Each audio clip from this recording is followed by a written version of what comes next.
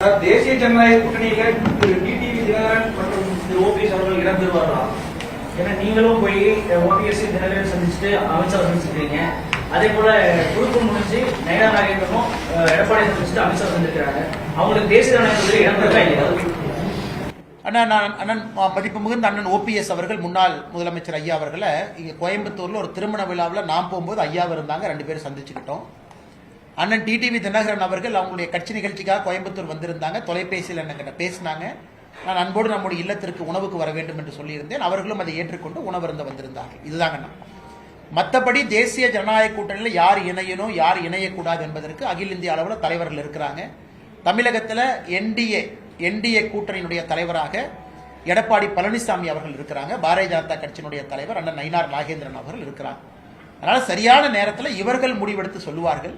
இவங்க பேசுவாங்க யார் வரணும் யார் வரக்கூடாதுன்னு.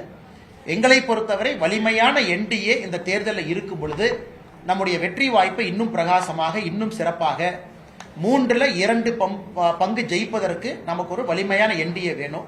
அந்த வலிமையான என்டிஏல யார் இருக்கணும்? இன்னும் நிறைய பேர் இந்த கூட்டணிக்கு வராமல் இருக்கிறாங்க. உதாரணத்துக்கு தேமுதிக, உதாரணத்துக்கு பாட்டாளி மக்கள் கட்சி, அவங்க எல்லாம் வரும்பொழுது இந்த தேசிய ஜனநாயக கூட்டணி இன்னும் வலிமையாக இருக்கும். அதனால் சம்பந்தப்பட்ட தலைவர்கள் தகுந்த நேரத்தில் உங்களுக்கு பதில் சொல்லுவாங்க.